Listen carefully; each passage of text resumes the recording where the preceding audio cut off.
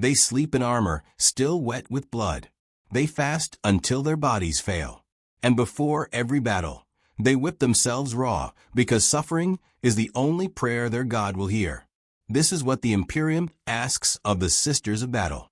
Not victory, not survival. Just the willingness to burn themselves alive and call it faith.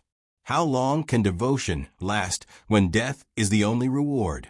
I have seen faith burn hotter than Prometheum, and I have learned that some fires consume not the enemy, but the hand that lights them.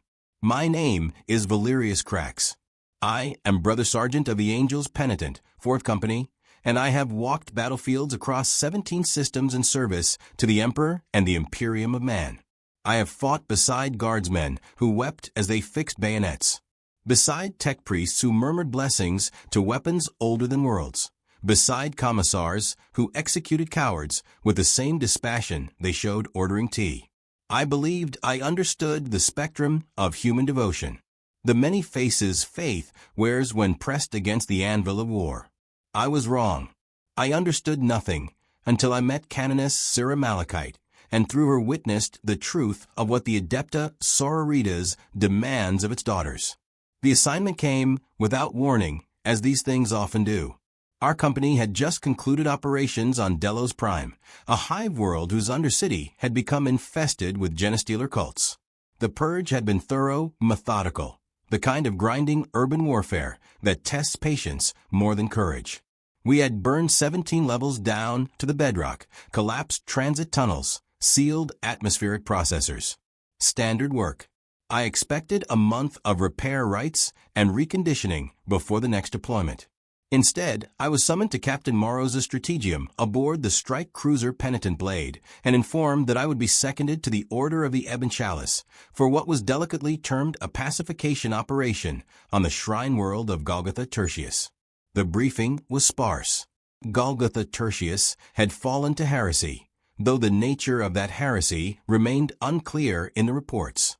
The planetary governor had declared independence from the ecclesiarchy, claimed divine mandate from visions he insisted came directly from the emperor. He had stopped the tide ships, executed missionaries, and begun dismantling the great cathedrals to build monuments to his own supposed enlightenment. The response was predictable. The Adepta Sororitas would cleanse the world in fire and faith. My role was to observe, to document, and to ensure that the actions taken aligned with the broader strategic goals of the Astartes in the sector. It was a political assignment, the kind we are rarely given and never enjoy. I was told I would report directly to Canoness Malachite. The name meant nothing to me then. I knew the Sisters of Battle by reputation. Of course, who does not? Warriors clad in power armor, emblazoned with icons of martyrdom, armed with faith as much as with bolters and flommers. They were the militant arm of the ecclesiarchy, the daughters of the emperor made manifest in righteous fury. I had fought alongside smaller sororitas detachments twice before, both times briefly. They had seemed competent, devout, unremarkable in the way that competent soldiers often are. I expected more of the same. The shuttle descent to Golgotha Tertius was turbulent. The world's atmosphere was choked with ash from burning cities. And as we broke through the cloud layer, I saw the surface spread beneath us like a wound. Once this had been a shrine world, its continents dotted with basilicas and pilgrimage routes, its oceans crossed by floating monasteries. Now great scars marked where orbital bombardment had preceded the ground assault. Entire city districts were reduced to blackened craters. Smoke rose in columns thick enough to cast shadows. The shuttle pilot, a nervous servitor from the ecclesiarchal naval auxiliaries, muttered prayers under her breath as we descended toward the landing zone established outside the ruins of Sanctum Primus, the world's largest cathedral complex. The landing zone was organized chaos. Rhino transports idled in neat rows, their engines growling. Immolated tanks stood sentinel at the perimeter, heavy flommers tracking the ruined skyline. Servitors hauled ammunition crates with the blank efficiency of the lobotomized. And everywhere, moving with purpose and precision, were the sisters. They wore armor the color of dried blood trimmed in bone white. every surface inscribed with litanies and purity seals. Even at rest, they seemed poised for violence. Bolters held with casual familiarity, flammers slung across backs like sacred burdens. I stepped from the shuttle into air that tasted of smoke and incense. The temperature was oppressive, heat radiating from the scorched earth and the idling engines. Somewhere distant, artillery thundered. Closer, I heard the low murmur of prayer. Hundreds of voices joined in a hymn I did not recognize. I adjusted the weight of my bolter, checked the seals on my Mark 7 plate, and walked toward the command tent marked with the symbol of the ebon chalice. She was waiting inside. Canoness Sira Malachite stood before a hololith display showing the tactical situation across the southern continent. She did not turn as I entered, did not acknowledge my presence for several seconds. When she finally looked at me, I felt the weight of her gaze like a physical thing. Her face was narrow, ascetic. The skin stretched tight over prominent cheekbones. Scars traced lines across her jaw and forehead, old wounds that had healed without vanity. Her eyes were the color of storm clouds, and they held an intensity that made my own discipline feel shallow by comparison. She wore her armor, even here, even in what passed for a command center far from the front lines. The ceramite was scored and pitted, its surface stained with what I initially took for rust, until I realized it was dried blood, layered and relayered until it formed patterns like abstract art. She had not cleaned it. Perhaps she never cleaned it. Purity seals hung from every available surface, wax stamps bearing the Aquila and inscriptions in High Gothic, proclaiming her devotion, her victories, her sins. One seal, I noticed, hung directly over her heart, and the text read, "I am the instrument. I am the sacrifice. I am nothing. Brother Sergeant Cracks," she said. Her voice was low, roughened by years of screaming orders across battlefields and breathing smoke. "You are welcome among the faithful, though I confess I do not understand why the Astartes feel the need to observe our work." I inclined my head, a gesture of respect between warriors. "The decision was not mine, Canoness.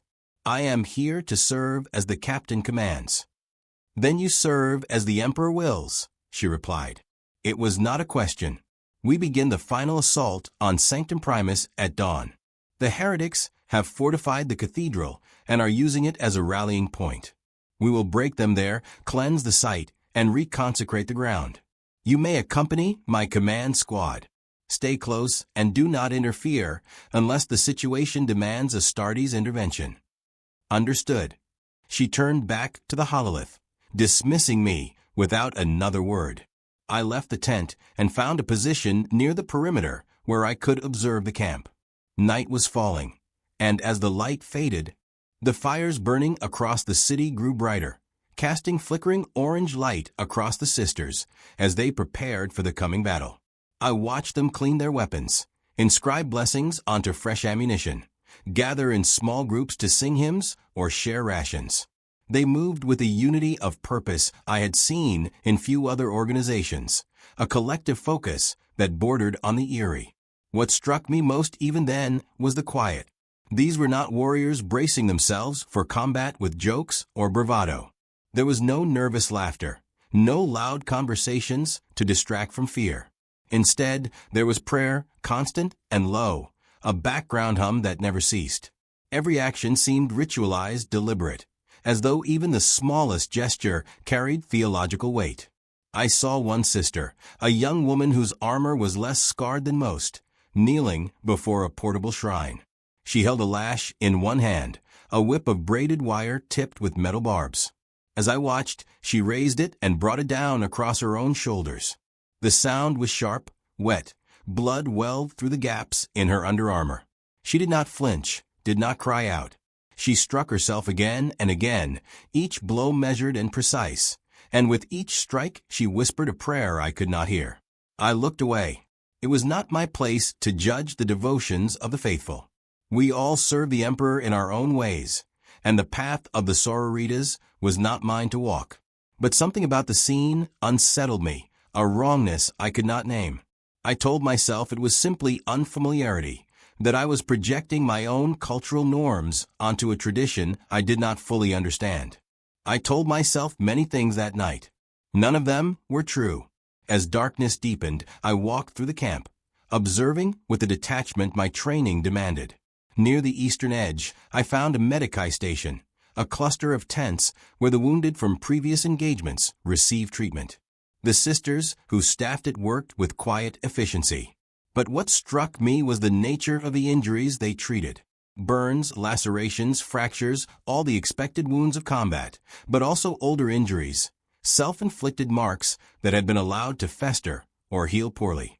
Scars upon scars, evidence of systematic self-harm, presented not as pathology, but as proof of devotion. I watched a sister superior. Her face seamed with age and battle, direct a younger sister to brand herself with a heated aquila before entering surgery to repair a shattered arm. The younger woman accepted the brand without protest, pressing the red-hot metal against her own flesh. The smell of burning skin mixing with the medicinal incense that filled the tent.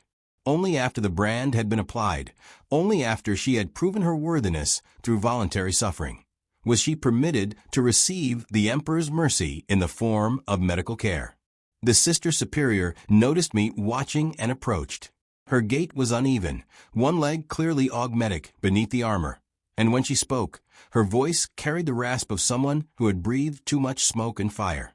"You find our custom strange, Brother Sergeant." "I find them dedicated," I replied carefully. She smiled, a thin expression that held no warmth. "You find them disturbing." "That is honest. At least we are disturbing to those who have not walked our path. We make visible what others prefer to keep hidden. The Imperium demands sacrifice from all its servants, but most are permitted the illusion that service and survival are compatible goals. We are not granted that comfort. We know from our first day in the Schola that our lives are offerings, payments made in advance for sins we have not yet committed but inevitably will. Better to pay in suffering now than to die in doubt later. And if the payment is never enough, if the debt can never be satisfied, then we pay forever until there is nothing left to give. That is the nature of faith, Brother Sergeant. It is not a transaction with a defined end point. It is a state of perpetual offering, a bonfire that consumes all fuel placed before it and always hungers for more. We are the fuel. We burn willingly. She returned to her work before I could respond, leaving me alone with thoughts I could not reconcile with my understanding of duty. I had been taught that service to the Emperor required sacrifice, yes, but also that warriors should be preserved where possible. That waste was as much a sin as cowardice. The calculus I was witnessing here followed different mathematics entirely, equations where the value of a life approached zero, and only the manner of its expenditure carried meaning. I found a quiet corner of the camp and performed my own devotions, the rituals of the Astartes, prayers that focused on strength and endurance, and the hope that my gene seed would serve the chapter long after my death. The prayers felt hollow for the first time in my life, inadequate somehow when measured against the totality of devotion I had witnessed. I pushed the feeling aside and focused on preparation for the coming battle. Dawn came gray and cold despite the heat that still radiated from the scorched earth. The assault began with an artillery barrage. Exorcist missile launchers firing in sequence, their payloads arcing across the sky before plunging into the cathedral complex. Secondary explosions blossomed as ammunition stores and fuel depots detonated. The ground shook with each impact, dust and debris raining down across the staging area. Through it all, the sisters stood ready, formed into squads, their armor reflecting the firelight, their faces hidden behind helmets that gave them the appearance of faceless angels of death. Canoness Malachite stood at the front, her power sword drawn and held vertically before her like a cross. She had removed her helmet, and her face was serene, almost peaceful, as she gazed toward the burning cathedral. When the barrage ceased, she raised her voice, and every sister within earshot fell silent to hear her. "Daughters of the Emperor," she called, and her voice carried across the field like the toll of a bell. "We stand upon ground stained by heresy in sight of a shrine defiled by blasphemy. The enemy believes their walls will protect them. They believe their false faith will shield them from his wrath. They are wrong. We are his wrath. We are the fire that purifies, the blade that cuts away corruption, the voice that speaks his judgment. Today we will show them the price of turning from his light. Today we will remind this world what it means to kneel before the golden throne. And if we must die to deliver that lesson, then we die joyfully, knowing that our sacrifice is the highest prayer we can offer. The sisters responded with a hymn, voices rising in unison. A song of martyrdom and fire that sent chills down my spine despite the heat. Then they advanced, moving forward in perfect ranks, bolters held ready, flammers primed. Their steps synchronized, as though they were a single organism with 1,000 limbs. I followed with the command squad, moving behind Malachite as she led from the front. The ground between our position and the cathedral was a wasteland of rubble and craters. The remains of buildings reduced to skeletal frameworks. Bodies lay scattered among the ruins. Civilians caught in the bombardment or killed in earlier skirmishes. Their corpses already bloating in the heat. The sisters stepped over them without hesitation, without acknowledgement, their focus entirely on the objective ahead. The heretics opened fire when we were 200 m from the cathedral walls. Heavy stubbers and autocannons, their muzzle flashes bright in the smoky air. Rounds cracked past my head, impacted against ceramite, tore through flesh where the armor was thinnest. A sister 10 m to my left took a burst across the chest and collapsed. Her armor cracked open, blood spraying. 2 more fell in quick succession. Headshots that punched through their helmets and left them twitching on the ground. The response was immediate and overwhelming. Bolters roared, mass reactive shells detonating against the cathedral walls and the makeshift barricades. Flammers unleashed liquid fire that clung to stone and flesh alike, turning defenders into screaming torches. The sisters did not slow, did not take cover. They advanced through the fire as though it did not exist, stepping over their own dead, firing as they moved, their hymn never faltering even as voices were silenced one by one. Malachite led the charge personally, her power sword blazing with energy, her bolt pistol barking in her other hand. I saw her take a round to the shoulder, saw the impact spin her halfway around, and then she steadied herself and kept moving, blood streaming down her arm inside the armor. She did not acknowledge the wound. Perhaps she did not even feel it. Her focus was absolute, her expression exalted. And as we reached the cathedral entrance, she was the first through the shattered doors, her sword sweeping in an arc that bisected the heretic gunner foolish enough to stand in her path. The interior of Sanctum Primus had been transformed into a fortress. Pews had been overturned to form barricades. Statues of saints pulled down and used as rubble to block corridors. The heretics fought with desperation, knowing they had nowhere to retreat, and the close quarters negated many of the advantages of power armor. The close quarters fighting became brutal, hand-to-hand in many places, chains words screaming as they met improvised blades, flammers turning entire chapels into infernos. I killed efficiently, methodically, my training taking over as muscle memory guided each shot, each movement. But even as I fought, I found myself watching the sisters, observing the way they threw themselves into combat with a fervor that went beyond tactical necessity. A sister Celestian, her armor emblazoned with citations of valor, charged a heavy weapons team alone rather than wait for support, taking multiple hits before closing the distance and immolating the gunners with her flamer. She collapsed immediately after. Her armor breached in a dozen places and died singing a hymn of thanksgiving. Another sister, her leg shattered by shrapnel, dragged herself forward with her arms, still firing her bolter one-handed, still advancing toward the enemy, even as her lifeblood spread across the marble floor. They did not fight to survive. They fought to prove their faith through suffering, through sacrifice, through the willingness to spend their lives like ammunition in the Emperor's service.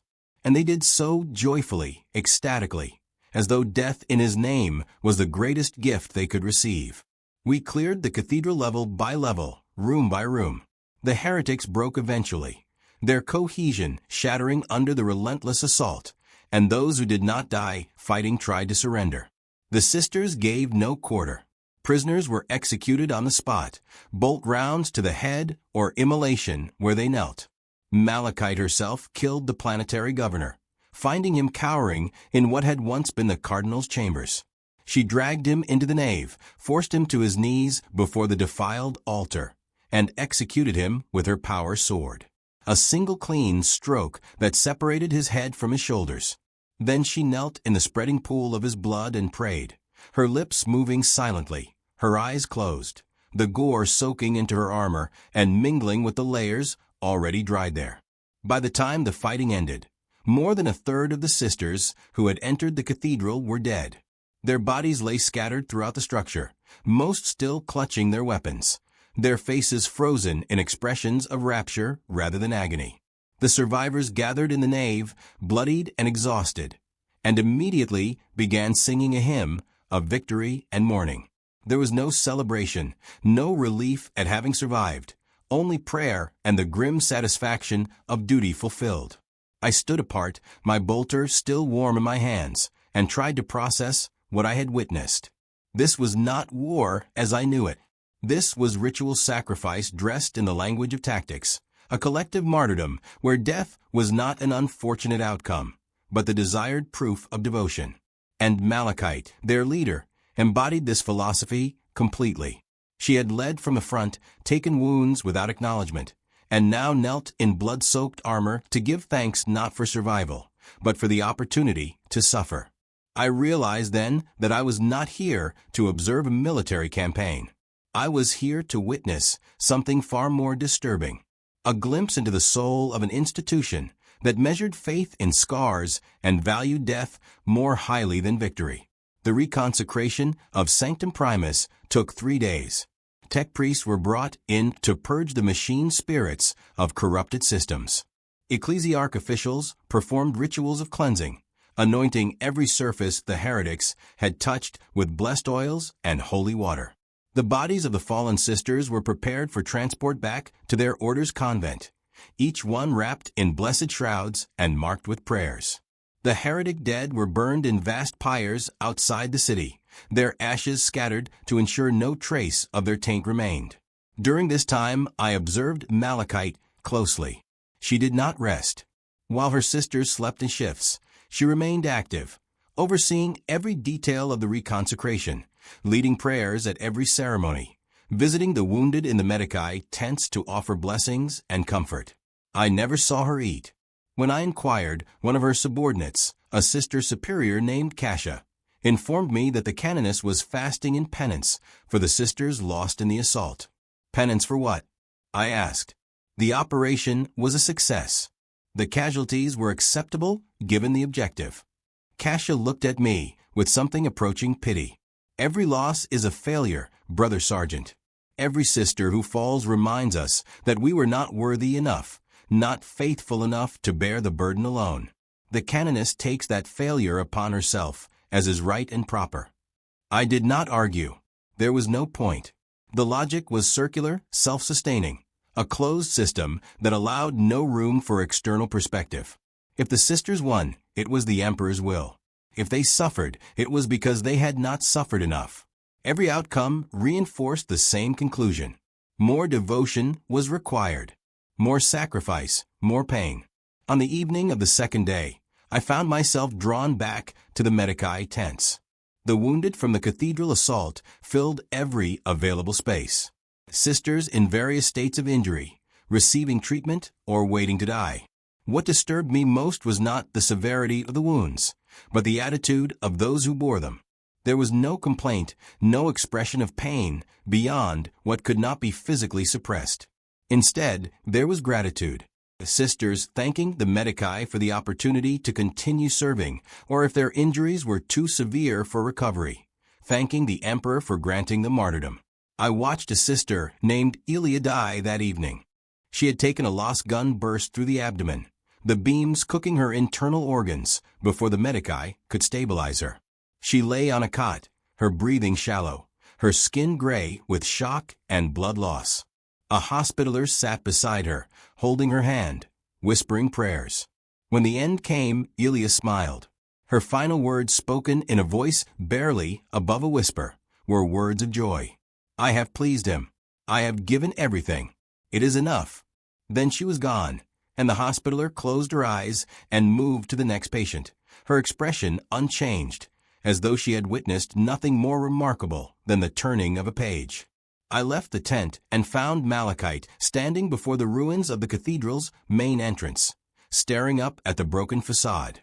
She had removed her gauntlets, and I could see her hands in the firelight from the pyres. They were scarred, the fingers crooked from poorly healed breaks, the palms marked with burns and cuts that formed a topography of violence. She flexed them slowly as though testing their function, then replaced the gauntlets with practiced efficiency. "You are troubled," she said without turning. "I am observing," I replied. "You are judging. That is your purpose here, is it not? To determine whether we serve the Imperium's interests or merely indulge in theatrical suffering for its own sake. I judge nothing. I record what I see." She turned to face me, and in her eyes I saw something I had not expected. Not anger or defensiveness, but curiosity, genuine interest in my perspective. "And what do you see, Brother Sergeant? What will you write in your reports when you return to your chapter?" "I see warriors of exceptional courage and skill who have been taught that their value lies solely in their willingness to be destroyed." "And you believe that teaching is wrong?" "I believe it is wasteful. You lose more sisters in a single engagement than tactical necessity demands. With different doctrine, with methods that prioritize preservation over martyrdom, you could achieve the same objectives with a fraction of the casualties." "Perhaps," she conceded, "but preservation is not our objective. Victory is not our objective. Faith is our objective, Brother Sergeant. And faith cannot be measured in territory held or enemies killed. It can only be measured in what we are willing to surrender in its service. Every sister who falls proves the sincerity of our devotion, demonstrates to the Imperium and to ourselves that we mean every word of every prayer we offer. Our suffering is our argument. Our death is our proof." "Proof of what?" "That we are worthy of His love, that we deserve to stand in His presence when our service ends, that we have not squandered the gift of life He granted us by clinging to it when duty demanded we let go." She paused, her gaze distant, as though seeing something beyond the ruins and the smoke. "You were made to endure Valerius cracks.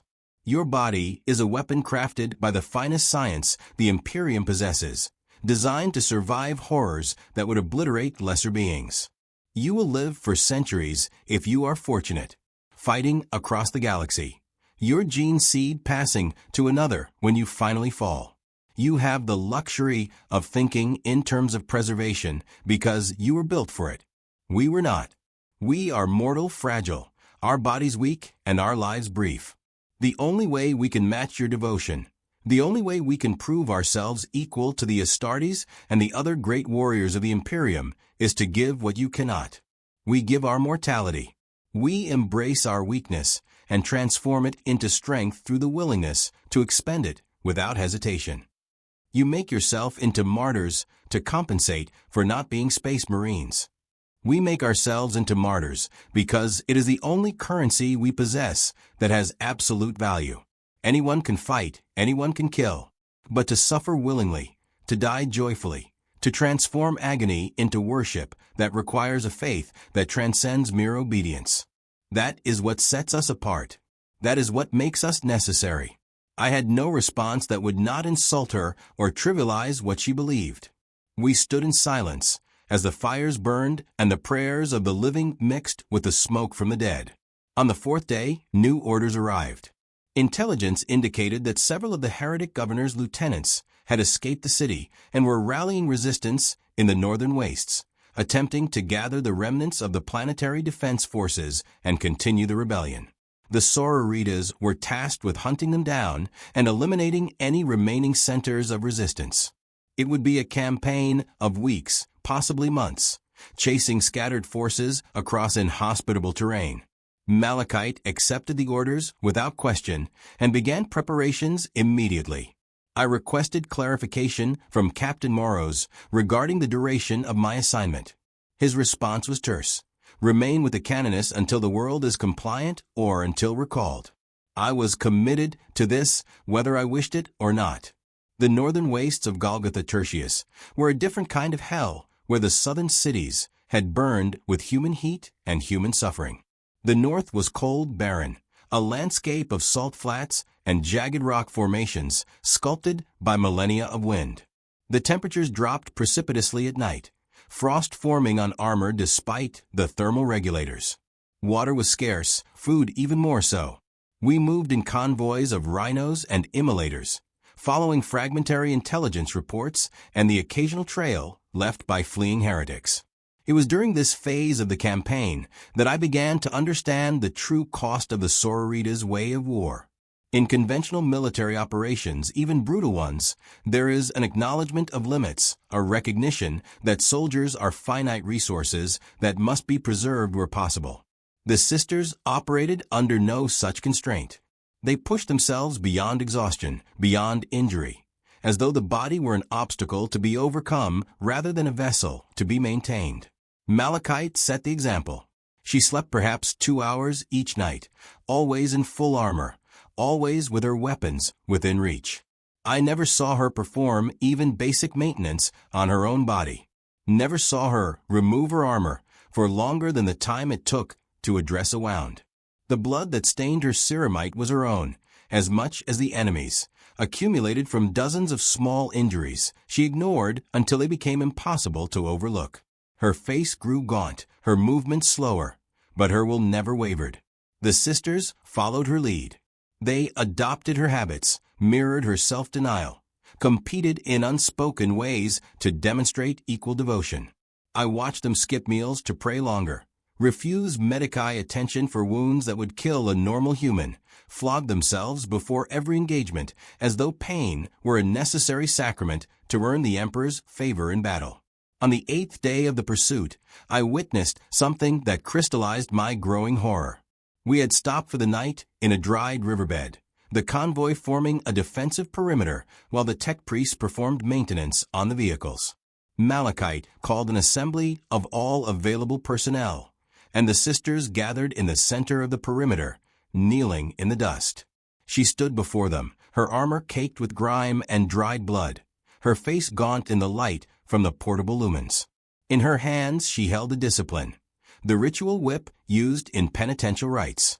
She raised it high enough for all to see, then spoke. "We have hunted the heretics for 8 days and found nothing. This failure is mine. I have not prayed fervently enough, have not pushed hard enough, have not demonstrated sufficient faith to earn his guidance. I will atone, and you will witness, so that you may learn from my inadequacy." Then she removed her breastplate, exposing the body glove beneath, and turned her back to the assembly. The body glove was already torn in places, old wounds visible through the gaps. And as I watched, she raised the discipline and brought it down across her shoulders with devastating force. The crack echoed across the riverbed. Blood sprayed. She did not flinch. She struck again and again, each blow delivered with mechanical precision. And with each strike, she recited a prayer of contrition. The sisters watched in silence. No one moved to stop her. No one protested. They simply bore witness, their faces solemn, as their leader flayed her own back in penance for a failure that existed only in her own mind. She delivered 40 lashes before she stopped, the number corresponding to some significance in their theology I did not understand. When she finally lowered the discipline, her back was a ruin of torn flesh, blood running in rivulets down to pool at her feet. She replaced her breastplate over the wounds, the movement causing fresh blood to well up, then turned to face the assembly as though nothing had occurred. "We will find them," she said, her voice steady despite the pain she must have been experiencing. "We will hunt them to the edge of this world and beyond if necessary. We will not fail him again." The sisters responded with a hymn of affirmation, then dispersed to their duties. Malachite walked past me without acknowledgement, moving toward her command rhino with a gait that betrayed no weakness. I stood in the dust, trying to reconcile what I had witnessed with any framework of military discipline I understood, and failing utterly. That night I approached Kasha, the sister superior who had spoken to me after the cathedral assault. I found her performing maintenance on her bolter, breaking it down with the practiced ease of long familiarity. Why does she do this? I asked without preamble. The self-flagellation, the fasting, the refusal to acknowledge her own mortality. What purpose does it serve? Kasha looked up from her work, her expression thoughtful. You ask the wrong question, Brother Sergeant. You ask about purpose, as though faith operates according to utilitarian logic. The canoness does not flagellate herself because it serves a tactical purpose. She does it because the alternative, accepting comfort or mercy or rest, would be a betrayal of everything she believes. She has dedicated her life to the proposition that suffering is the truest form of prayer, that pain is the language God understands best. To abandon that proposition, even for a moment, would be to admit doubt. And doubt is the one sin we cannot permit ourselves. But the injuries she inflicts weaken her, make her less effective as a commander. Do they? Kasha challenged. Or do they strengthen her in ways your gene-forged physiology prevents you from understanding? When the canoness stands before us, bleeding from wounds she gave herself, and orders us forward into certain death, we follow without hesitation. Not because we fear her, but because we know she asks nothing of us that she has not already demanded of herself tenfold. Her scars are her credentials. Her suffering is her authority. Without them, she would be just another officer giving orders. With them, she is a living saint, and we would follow her into the warp itself if she commanded it. That is manipulation. She uses her own pain to coerce obedience. She uses her own pain to demonstrate truth. There is a difference. Kasha returned to her maintenance, signaling that the conversation was over. I walked the perimeter, my thoughts churning.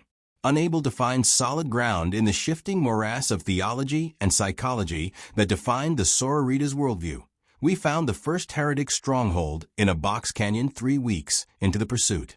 It was a fortified position, well supplied and defended by several hundred soldiers with armor support. A prudent commander would have called for orbital support or waited for reinforcements. Malachite ordered an immediate assault. The approach to the canyon was across open ground. 2 kilometers of salt flat with no cover and clear fields of fire from the canyon walls. It was a kill zone designed precisely to slaughter anyone foolish enough to attempt a frontal assault. Malachite studied the terrain for perhaps 5 minutes, then gave her orders. We will advance in line formation. Flammers to the front, bolters in support. When we reach effective range, we will saturate their positions with fire and push through before they can recover. The Emperor protects. We are his instruments. Forward. I started to protest, to suggest alternatives, but the words died in my throat. This was not my command. I was an observer, nothing more. And even if I had the authority to countermand her, I knew she would not listen. This was not tactics. This was faith. And faith does not compromise. The sisters formed their lines with perfect discipline, then began the advance. They moved at a steady walk, not rushing, their formation tight and controlled.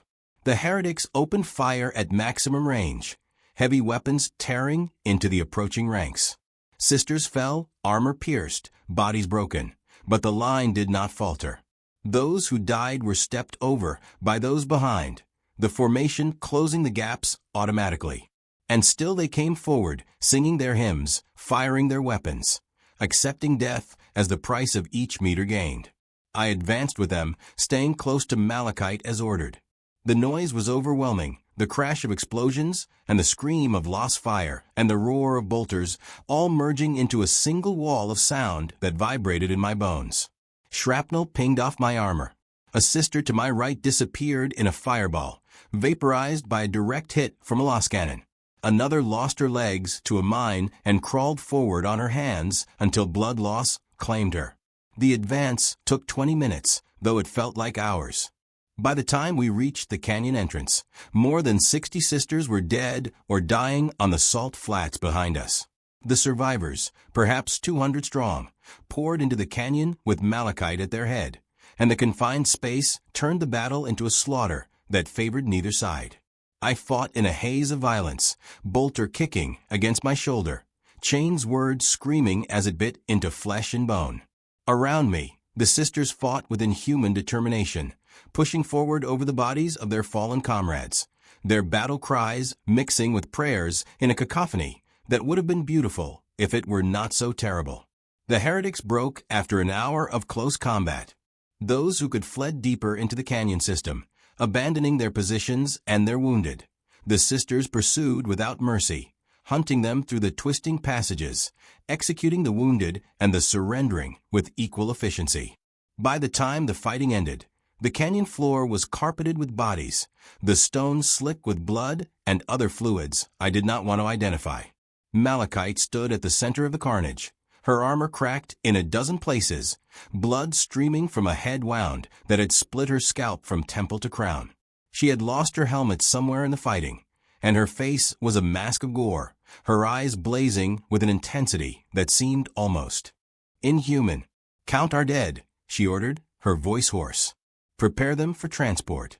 We will hold a vigil tonight to honor their sacrifice." Kasha moved to obey, but I stepped forward, unable to contain my anger any longer. This was unnecessary. Those sisters died for nothing. We could have bypassed this position, contained it, waited for support.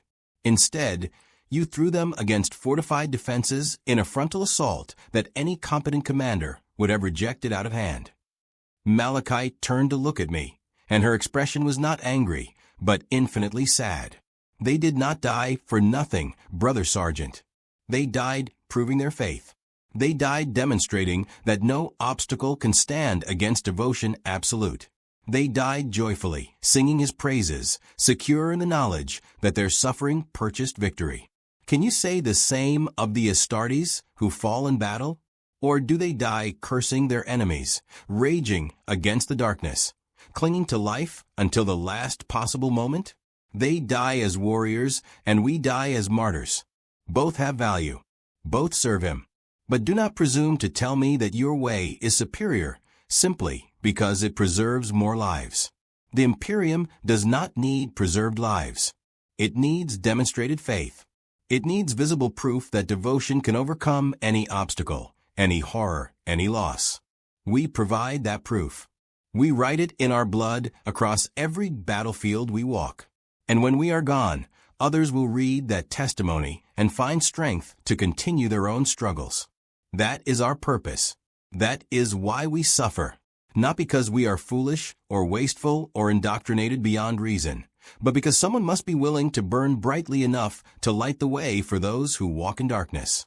She turned away, dismissing me, and began directing the recovery of the dead.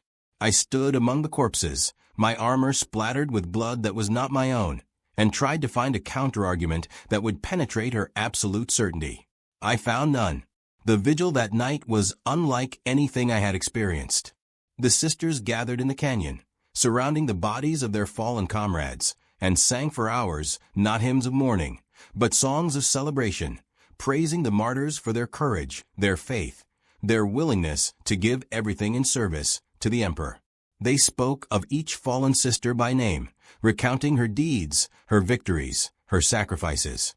They transformed death into triumph, turned loss into legend, and by the time the vigil ended, every sister present burned with renewed determination to prove herself worthy of such an ending. It was brilliant and horrifying in equal measure. The Sororitas had built a system that perpetuated itself through its own losses, that used death as inspiration rather than deterrent, that made martyrdom so desirable that sisters competed for the honor of dying well. And it worked. I could see it in their faces, in the way they gripped their weapons, in the fervor that lit their eyes. They did not fear death. They coveted it. We found another stronghold 6 days later, and another 10 days after that. Each battle followed the same pattern. Malachite would assess the situation, reject any approach that smacked of caution or preservation, and order an assault that maximized casualties in pursuit of rapid victory. Each time the sisters obeyed without question, throwing themselves into combat with ecstatic abandon, dying in droves and singing as they fell. Each time I fought beside them, killed the enemy, survived through a combination of superior armor and gene-enhanced resilience, and watched women who deserved better turn themselves into ammunition for a war machine that valued their deaths more than their lives. By the 6th week of the campaign, more than half the sisters who had departed Sanctum Primus were dead. The survivors were gaunt, exhausted, their armor so damaged that it was a wonder it still functioned. But their faith had not wavered. If anything, it had intensified, burning hotter as their numbers dwindled, as though they could feel the approach of their own martyrdoms and welcomed it. Malachite herself was failing. The wounds she had sustained in battle, compounded by the injuries she inflicted on herself in penance, had accumulated to the point where even her gene-enhanced physiology could not fully compensate. She moved with visible pain now, her breathing labored, her skin carrying the gray pallor of someone whose body was consuming itself to fuel continued function. I tried multiple times to convince her to accept proper medical treatment, to at least allow the medici to address the most severe injuries. She refused every time. "This body is a loan from him," she told me after one such argument. "I will return it in whatever condition my service demands. To preserve it would be to value the vessel over the purpose. And that way lies heresy. That way lies survival. Without you, this campaign loses its focus. The sisters need you. The sisters need faith, not me. I am simply the current embodiment of that faith. When I fall, another will rise to take my place, and the work will continue. That is how it has always been. That is how it must be." On the 73rd day of the campaign, intelligence located the final concentration of heretic forces. They had gathered in a narrow valley, perhaps 5,000 strong, a mix of civilians and soldiers attempting to flee to the polar regions where they hoped to evade detection.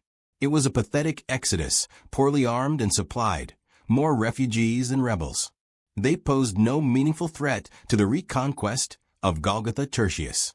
I argued for containment, for allowing them to flee into the wastes where they would die of exposure or starvation within weeks. Malachite rejected the suggestion out of hand. "They have sinned beyond forgiveness," she said, her voice flat and final. "They followed a false prophet, defiled sacred ground, murdered the faithful. Their continued existence is an insult to the martyrs who died to bring them to justice. We will grant them the mercy of a quick death, but we will not permit them to escape his judgment." The attack was planned for dawn. Malachite divided her remaining forces, perhaps 300 sisters in total, into 3 groups. One would attack from the valley mouth, driving the heretics toward the rear. The other 2 would position on the valley walls and pour fire down into the trapped column. It was efficient, brutal, and guaranteed to result in near-total annihilation of the enemy. It was also unnecessary, wasteful, a massacre that served no purpose beyond satisfying some deep need for absolute conclusion, for the complete erasure of opposition as proof that faith had triumphed. I made my objections clear. Malachite overruled me. The attack would proceed as planned. The night before the assault, I found her alone, kneeling before a small shrine she had constructed from broken armor and spent shell casings. She was praying, her lips moving silently, her eyes closed. I waited until she finished, then approached. "Tomorrow you will kill thousands of people who have already been defeated," I said. "People who pose no threat, who would die of natural causes within weeks if left alone. You will spend sisters to accomplish this. Sisters whose lives could be preserved if you chose mercy over vengeance." She opened her eyes and looked at me with an expression of profound weariness. "You still do not understand. Even after all this time, this is not about tactics or necessity or the preservation of resources. This is about absolutes. The Imperium cannot function if heresy is tolerated, if sin is permitted to exist, simply because it is convenient to ignore it. Every heretic who draws breath is a challenge to his authority, a wound in the fabric of faith that spreads corruption to those who witness it. We must be absolute in our judgment, because anything less is compromise, and compromise is the first step toward damnation. And if that absolutism destroys you, if your refusal to compromise leads to your own death and the death of everyone who follows you, then we die having never bent, never broken, never surrendered 1 inch of ground to doubt or fear or pragmatism. We die perfect, valerious. And that perfection is worth more than any number of lives preserved through cowardice. It is not cowardice to value life. It is not courage to cling to it when duty demands otherwise. We stared at each other across a gulf of incomprehension. 2 warriors shaped by different doctrines, serving the same emperor through methods so divergent they might as well have been enemies. Finally, I looked away, unable to hold her gaze, unable to find words that would penetrate the armor of her faith. "I will write of this," I said quietly. "When this is over, when you and your sisters are dead or triumphant, I will write what I have seen, and I will make certain that those who read it understand the cost of what you do. The price paid by those who believe suffering is the only valid prayer." "Good," she said. "Write it honestly. Write that we knew the cost and paid it willingly. Write that we regretted nothing, that we would choose this path again and again, world without end. Write that we were faithful, and that our faith demanded everything, and that we gave it joyfully." She stood, her movements stiff with pain, and walked away into the darkness.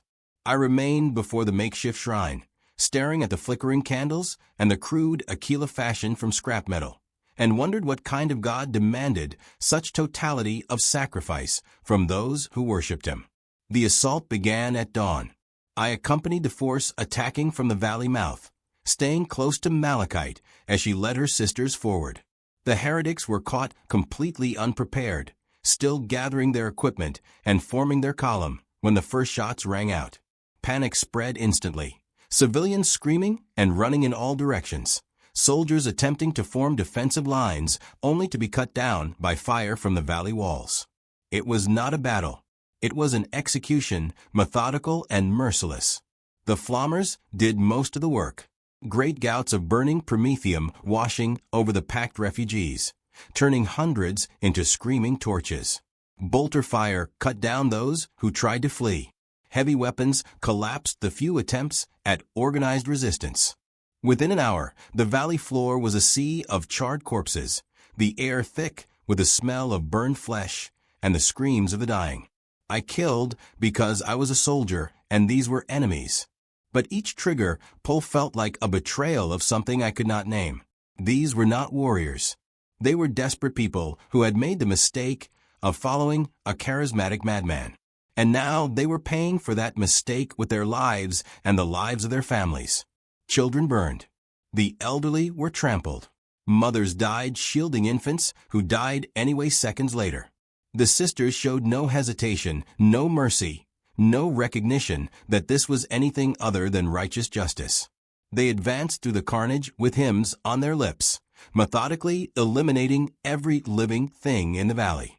And when it was over, they gathered to give thanks for the opportunity to serve. Malachite stood at the center of the killing field, her armor scorched and blood-soaked, and raised her power sword high. "We have cleansed this world of heresy," she called out, her voice carrying across the valley. "We have shown the faithless the price of their sin.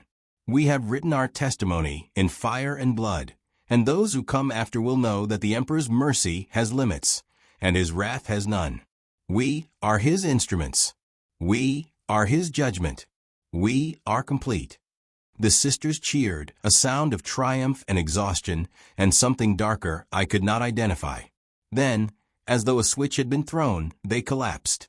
Dozens of them simply fell where they stood, their bodies finally succumbing to the accumulated damage of weeks of combat and deprivation. Others swayed, but remained upright, held vertical by will alone.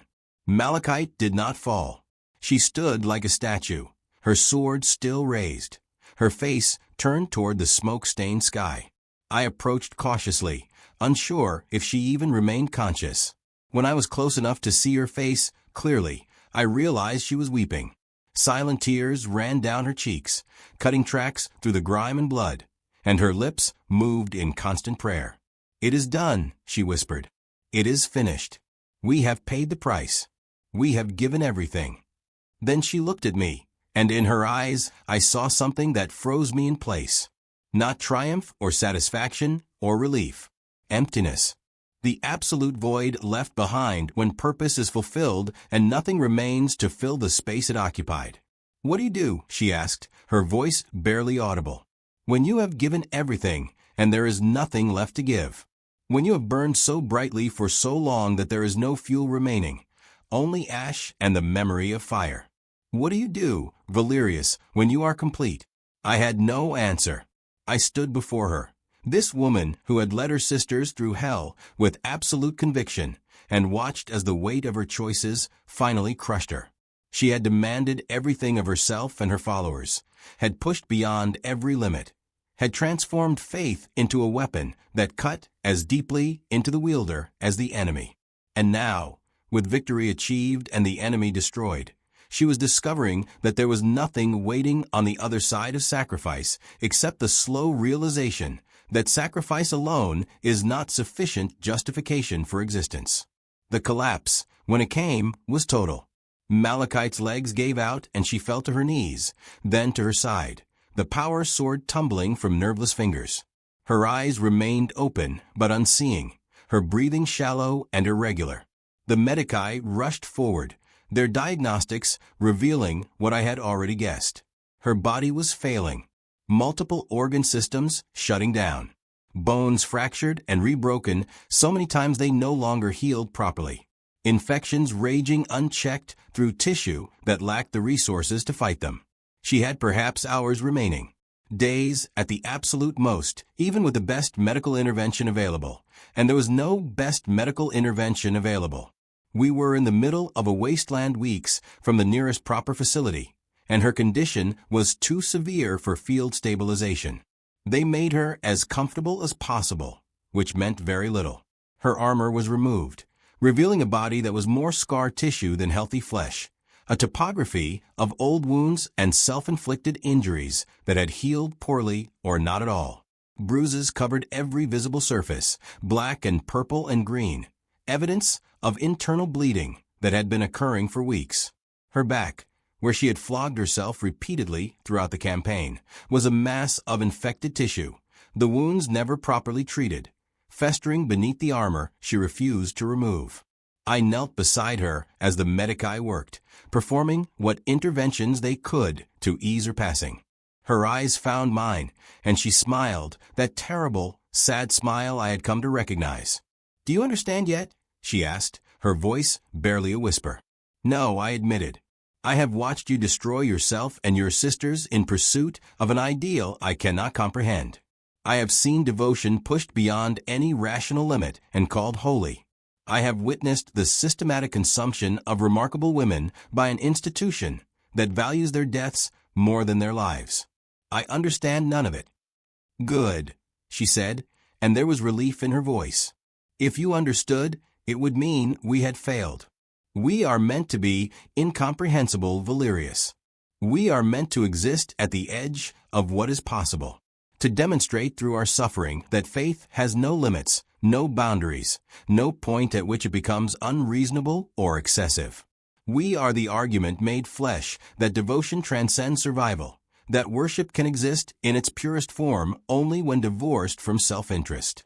If you could understand us, if our choices made sense within your framework of logic and pragmatism, then we would be no different from any other soldiers, and our sacrifice would mean nothing. Your sacrifice has cost you everything. Yes, and that is precisely the point.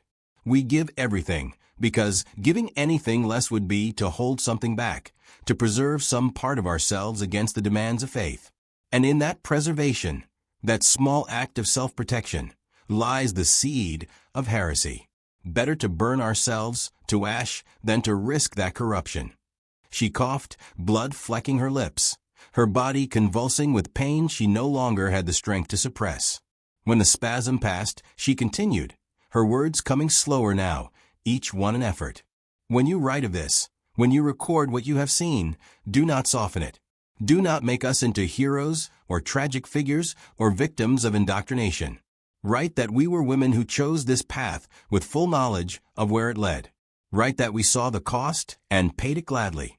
Write that we believed with every fiber of our being that our suffering mattered, that our deaths had meaning, that the Emperor himself took note of every wound we bore in his name. Write that we were faithful Valerius, faithful beyond reason or sanity or survival, and that we considered that faithfulness the only virtue worth possessing.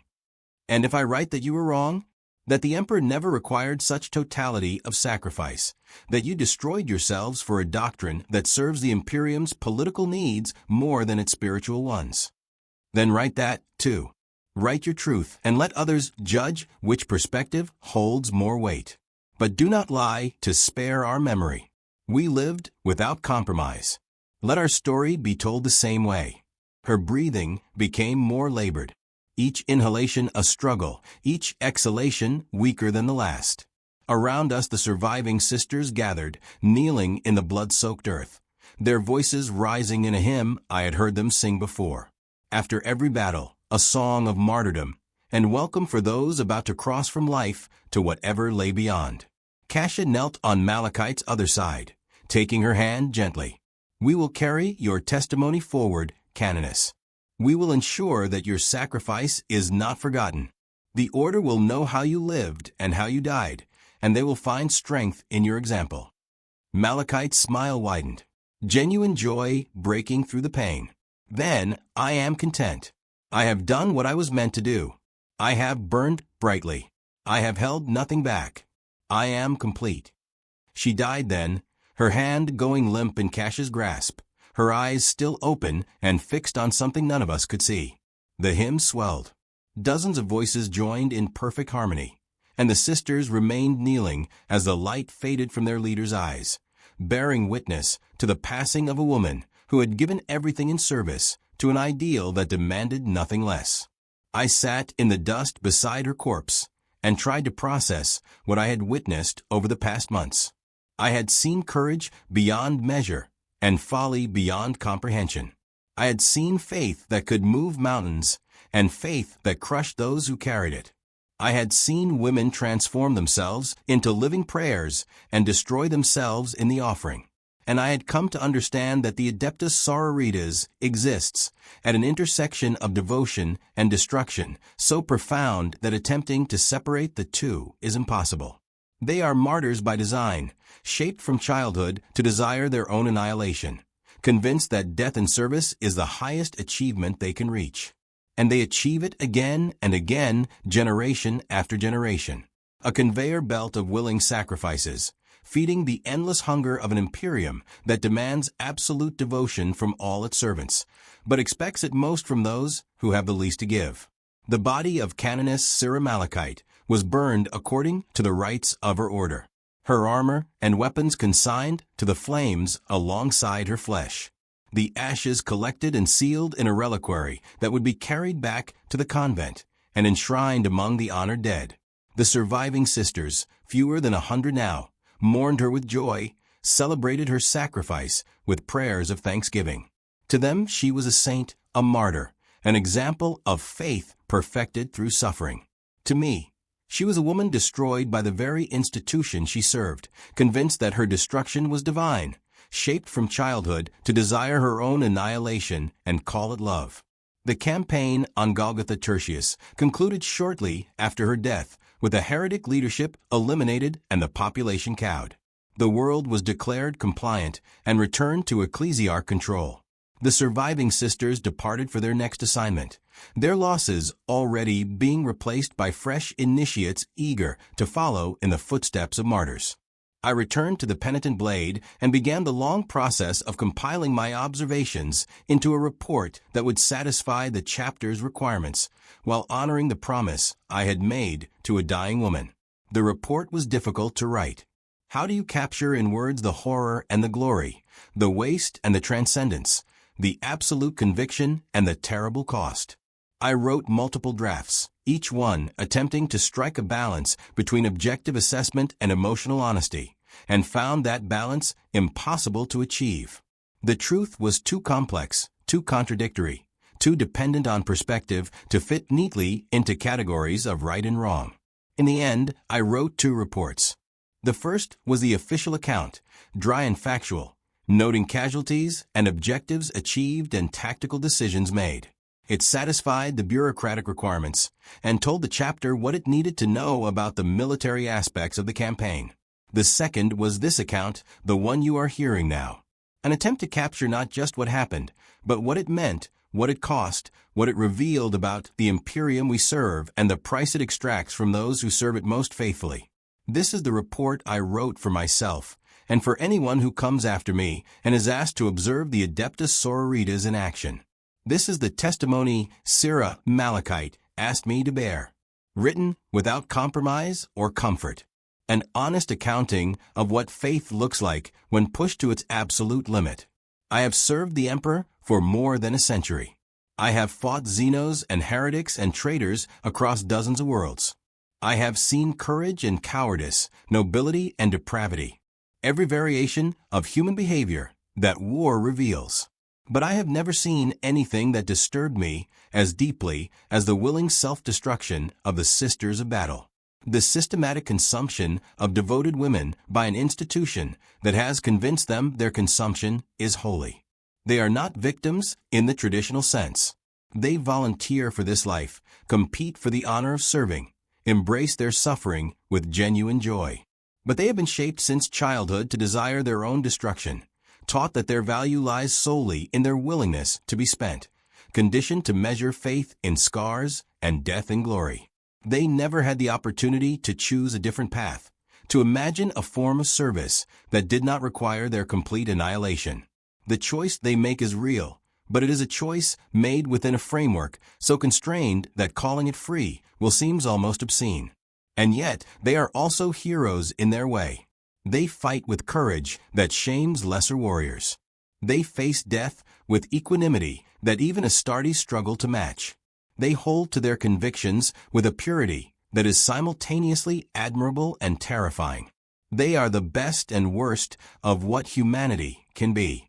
Devotion and delusion so thoroughly intertwined that separating them becomes impossible.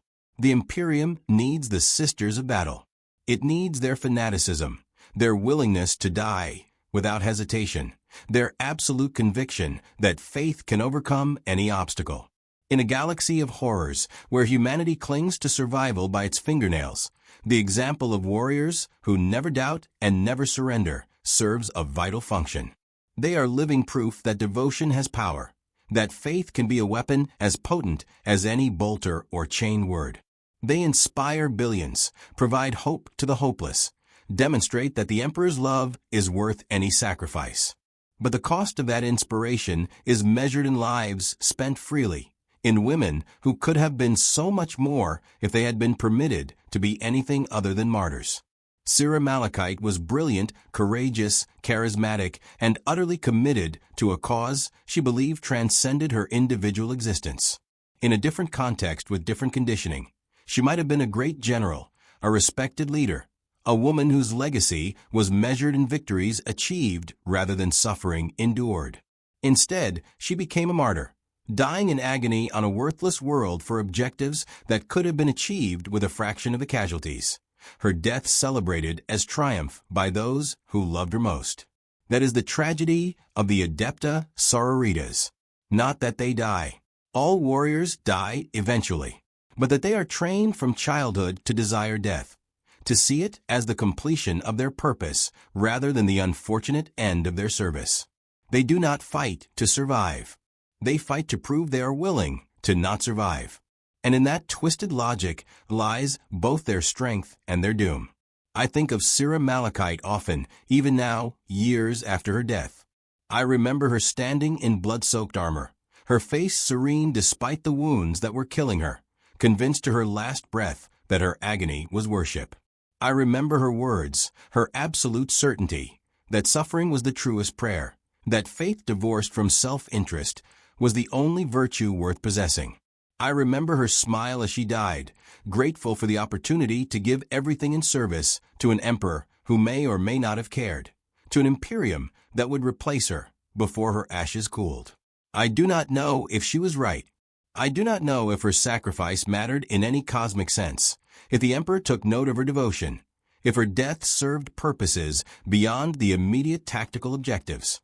I know only that she believed it mattered, believed it with such totality that she built her entire existence around that belief, and died satisfied that she had fulfilled her purpose. Perhaps that is enough. Perhaps in a universe of chaos and horror, the ability to find meaning in suffering is itself a form of victory. Perhaps the Sisters of Battle, in their willing self-destruction, achieve something that those of us who cling to survival never can. Perhaps their martyrdom is not tragedy, but transcendence, a transformation of pain into purpose that justifies the cost. Or perhaps they are simply victims of the cruelest doctrine ever devised. Women shaped into weapons that long for their own destruction, their exploitation dressed in the language of faith and called holy. I do not have the wisdom to judge which interpretation holds more truth. I know only that I witnessed it, that I stood beside Canoness Cira Malachite and her sisters as they burned themselves to ash in service to the God Emperor, and that the memory of that burning will haunt me until my own service ends. This is the life of a Sister of Battle. This is the cost of their devotion. This is the truth I was sent to observe and now must carry for the rest of my days. They are warriors without equal, martyrs without choice, faithful beyond reason or sanity or survival. They are magnificent and terrible, inspiring and horrifying, heroes and victims, so thoroughly intertwined that the categories lose all meaning. May the Emperor have mercy on them, for they have none for themselves. May he judge their sacrifice worthy, for they have given everything in his name. May their testimony endure, for it was written in blood and suffering and faith absolute. And may those who come after, who read these words and seek to understand what the Adeptus Sororitas truly represents, find in this account the honesty that Cira Malachite demanded and the truth she lived and died to demonstrate. They are not what the propaganda claims, but they are also not what their critics assert. They are something beyond both categories, something that can only be understood by witnessing it directly and carrying the weight of that witnessing forever after. I have borne that witness. I have written their testament, and I pray that in doing so, I have honored both the promise I made to a dying woman and the truth she embodied, however terrible and glorious that truth may be.